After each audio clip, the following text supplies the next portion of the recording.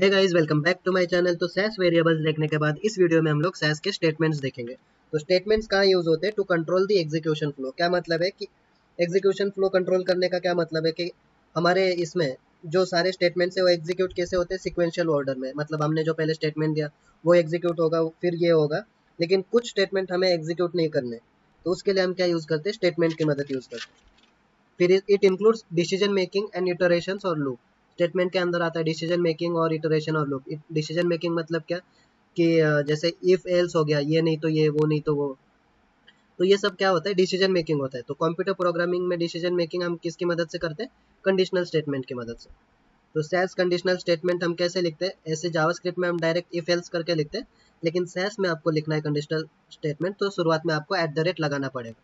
तो ये सिंटैक्स है सिंपल डिसीजन के लिए, एट द रेट इफ, फिर उसके बाद कंडीशन, फिर देन अगर ट्रू हुआ तो ये, एल्स फॉल्स हुआ तो ये कंडीशन एग्जीक्यूट करो, ऐसा बोल रहे हैं। लेकिन मल्टीपल डिसीजंस रहे तो क्या मतलब है? मल्टीपल डिसीजंस में हम एल्स इफ यूज करते हैं, सेम जावास्क्रिप्ट की तरह ही है, बस यहाँ पे एट द रेट स्टार्टिंग में लगाना पड़ता है। तो समझाने के लिए चलते हैं आपको कहाँ, हम चलते हैं वी एस कोड में। वी एस कोड में जाने के बाद ये मैं कट कर देता हूँ, ये पिछले वेरिएबल्स का कोड है, यहाँ मैंने कट किया सब वेरिएबल्स का कोड। कट करने के बाद इस सैस फोल्डर के अंदर मैं नई फाइल बनाता हूँ, किस नाम से? Statements dot H T M L करके। Statements dot H T M L, statements dot H T M L करके मैंने नई फाइल बनाई, और यहाँ पे मैं एक छोटा मोटा फॉर्म बना देता हूँ। तो बॉडी में जाते हैं, बॉडी में जाके मैं फॉर्म लिखता हूँ। फॉर्म के अंदर मैं क्या लिखता हूँ? हेडिंग देता हूँ कि यूज़र लॉगिन करके, हेडिंग यूज़र लॉगिन करके देता हूँ। और इस हेडिंग के नीचे मैं कुछ डेटा लिस्ट लेता हूँ, एक डेटा लिस्ट के अंदर डेटा टर्म लेता हूँ। डेटा टर्म में क्या लिखता हूँ? मैं यूज़र नेम, और डेटा टर्म में मैं लिखता हूँ यूज़र नेम, और डेटा डेफिनेशन में मैं कुछ इनपुट टाइप देता हूँ इसका। Input type, type equals to क्या? टेक्स्ट। सेम चीज़ हम पासवर्ड के लिए भी लिखते हैं, ये बस एग्जांपल के लिए बता रहा हूँ, फॉर्म क्रिएट नहीं कर रहा मैं। यूज़र नेम, यहाँ पे मैं पासवर्ड लिखता हूँ, पासवर्ड के नीचे डेटा डेफिनेशन में मैं कुछ इनपुट टाइप में मैं क्या लिखता हूँ? पासवर्ड लिखता हूँ। इनपुट टाइप इक्वल्स टू क्या? पासवर्ड। तो ये मैंने लिखा। अभी इसके बाद यहाँ पे एक बटन देता हूँ लॉगिन के लिए, और यहाँ पे मैंने बटन लिखा, और यहाँ पे मैं लॉगिन लिखता हूँ। ठीक है, मैं अभी इसको ओपन विथ लाइव सर्वर करता हूँ। तो ये हमारा फॉर्म बन गया। अभी मैं इसको कुछ इफेक्ट्स लाता हूँ, कुछ बीच में डिस्प्ले कराता हूँ, और कुछ इसकी बॉर्डर ऑर्डर देता हूँ। लेकिन हम यहाँ पे क्या करेंगे? स्टेटमेंट्स यूज़ करेंगे। स्टेटमेंट की मदद से कैसे करेंगे वो देखेंगे। तो चलिए यहाँ वापस चलते, कहाँ? यहाँ पे अभी हम चलते हैं एसआरसी के अंदर, एससीएसएस फाइल, इसके अंदर मैं एक नई फाइल बनाता हूँ, किस नाम से? Statements dot S C S S करके। Statements dot S C S S करके एक फाइल बनाई मैंने। अभी यहाँ पे मैं क्या करूँगा? पहले कुछ बेसिक इफेक्ट जो कॉमन यूज होंगे उस वो इफेक्ट्स देता हूँ।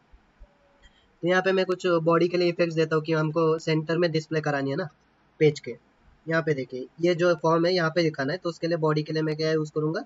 Display flex. तो यहाँ मैं डिस्प्ले फ्लेक्स लिखता हूँ। Display flex justify content centre, display flex justify content centre, और अलाइन आइटम सेंटर, और इसकी कुछ हाइट देता हूँ। अलाइन आइटम सेंटर, और इसकी कुछ मैंने हाइट दी क्या? 600 पिक्सल करके कुछ मैंने हाइट दी। ये हमने बॉडी के लिए कॉमन इफेक्ट्स देना है इसलिए दिया। और फॉर्म के लिए भी कुछ बॉर्डर ऑर्डर देता हूँ। फॉर्म के लिए भी मैं कुछ बॉर्डर देता हूँ। कुछ बॉर्डर में 2 pixel solid red red grey colour grey देता हूँ, 2 पिक्सल सॉलिड ग्रे। और ठीक है, इसके अंदर हमारा क्या है? बटन है। कहाँ गया? इसको अभी ये इफेक्ट्स अप्लाई नहीं हो रहे क्योंकि हमने इस फाइल को लिंक भी नहीं किया और CSS में कन्वर्ट भी नहीं किया। तो इस बटन को भी मैं क्या करता हूँ? विड्थ कुछ 100% देता हूँ ताकि ये पूरा कवर करे। तो बटन विड्थ कुछ 100% देता हूँ, 100%। और इसके फॉन्ट साइज कुछ 20 पिक्सल देता हूँ। तो ये हमने बना लिया। अभी मुझे क्या करना है? स्टेटमेंट की मदद से पहले इसको लिंक करेगा। चलो लिंक करते हैं पहले। तो लिंक करने के लिए हमें क्या करना है? इस फोल्डर में यहाँ से ओपन इन इंटीग्रेटेड टर्मिनल जाते हैं, और फिर इस फाइल को क्या करते हैं? लिंक करते हैं। लिंक करने के लिए सैस के अंदर इस फाइल का नाम क्या है?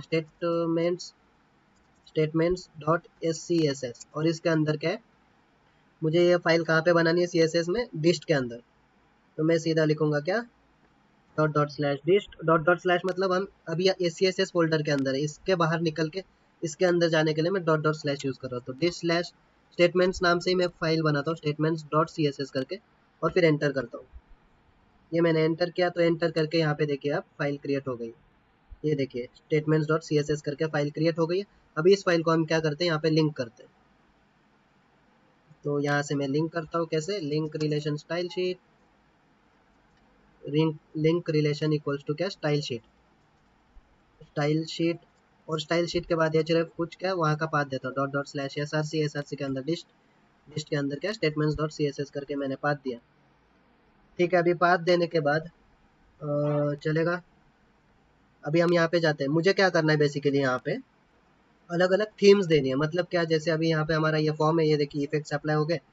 यहाँ पे मुझे क्या करना है, अलग अलग थीम देने हैं। जैसे मैं ग्रीन कलर की थीम देता हूँ, तो ये जो दिख रहा है हमारा डिस्प्ले हो रहा है वो ग्रीन कलर का होना चाहिए।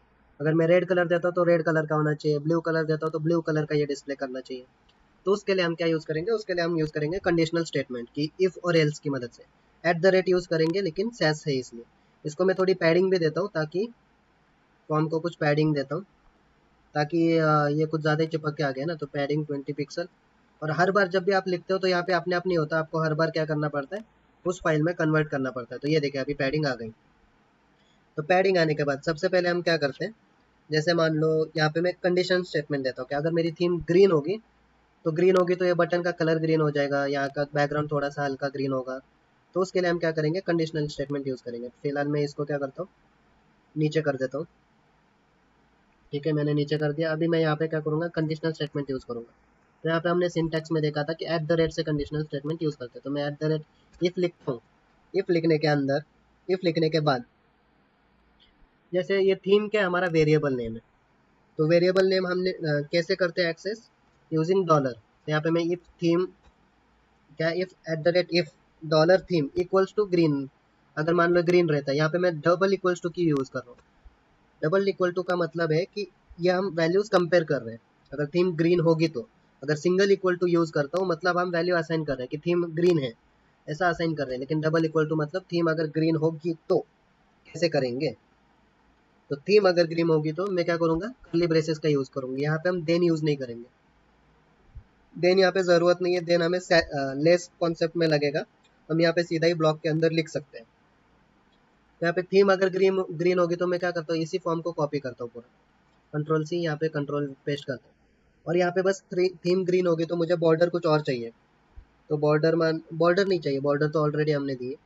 तो यहाँ पे मैं क्या पैडिंग भी हटा देता हूँ, बस बैकग्राउंड कलर चाहिए, फालतू में कॉपी किया, ज़रूरत है नहीं। तो थीम अगर ग्रीन होगी तो मेरा फॉर्म क्या होना चाहिए, उसका फॉर्म का बैकग्राउंड कलर होना चाहिए कुछ ग्रीन कलर का, ग्रीन कलर का। ये थोड़ा लाइट ग्रीन रखता हूँ, नहीं तो ये बहुत डार्क ग्रीन हो जाएगा। यहाँ पे कुछ जाके आप ऐसे सिलेक्ट कर सकते हैं। ठीक है, बैकग्राउंड कलर ग्रीन होना चाहिए। और बैकग्राउंड कलर के हमने क्या, हमारे अंदर किधर गया, बैकग्राउंड कलर के अंदर हेडिंग है, इस हेडिंग को भी थोड़ा डार्क ग्रीन चाहिए। तो मैं क्या लिखूंगा, फॉर्म ग्रीन, फिर इसके बाद क्या लिखूंगा, H3, सॉरी इधर नहीं, इधर लिखूंगा, क्योंकि फॉर्म के अंदर है ना ये।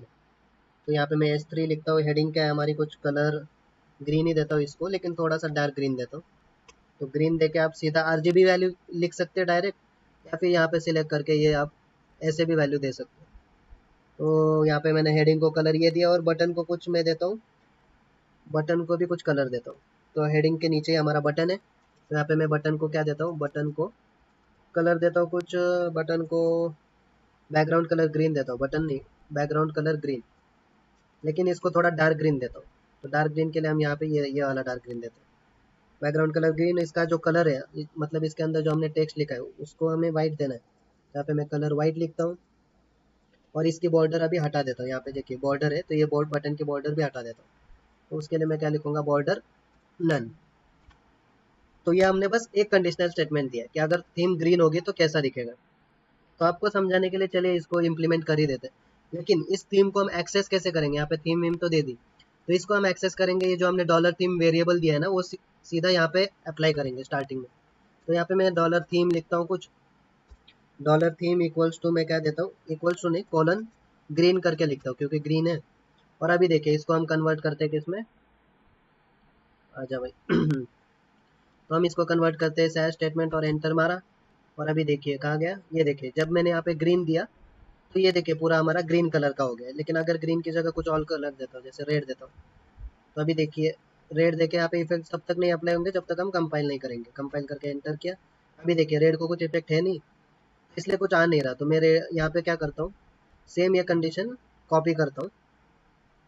ठीक है, ये कॉपी किया। अभी मेरे को क्या करना है, अभी थीम हमने क्या देखा था, मल्टीपल कंडीशन लगाने, तो फिर एल्स इफ यूज करेंगे और सिर्फ दो ही कंडीशन रहेंगे, या तो कंडीशन ट्रू रहेगी या फॉल्स रहेगी। तो यहाँ पे मैं एल्स इफ लिखता हूँ, एल्स इफ मतलब multiple condition. Else if direct नहीं लेंगे, कैसे लेंगे, at the rate else if करके, at the rate else if. यहाँ पे एल्स इफ लिखता हूँ और इस एक काम करता हूँ, ये पेस्ट ही करता हूँ पूरा। तो यहाँ पे देखिए eight the rate else if.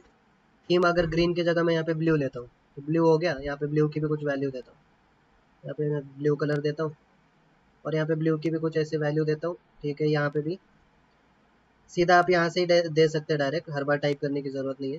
यहाँ पे ब्लू को भी कुछ मैंने, बटन का बैकग्राउंड कलर है ना, तो ये ऐसे देता हूँ, और फिर इसका बैकग्राउंड कलर थोड़ा डार्क में देता हूँ। तो यहाँ पे ब्लू में गया और यहाँ पे थोड़ा डार्क में रहने देता हूँ। ठीक है, अभी इसको मैं वापस इफेक्ट्स अप्लाई करता हूँ। अप्लाई करने के बाद अभी आप देख सकते हैं किधर गया ये। अभी हमने क्या किया है, वहाँ पे रेड दिया है, रेड की जगह मुझे यहाँ ब्लू करना है। तो इसको ब्लू लिखता हूँ। तो इसका फ़ायदा क्या हो रहा है कि आपको बस यहाँ पे ही चेंज करना पड़ रहा है वेरिएबल। फिर से ये आपको मान लो बैकग्राउंड कलर वो सब पूरा लिखने की ज़रूरत नहीं पड़ रही, सीधा यहीं से करना पड़ रहा है चेंज। यहाँ पे एंटर, अभी ब्लू दिया तो यहाँ पे देखिए सीधा ब्लू कलर का आ गया थीम।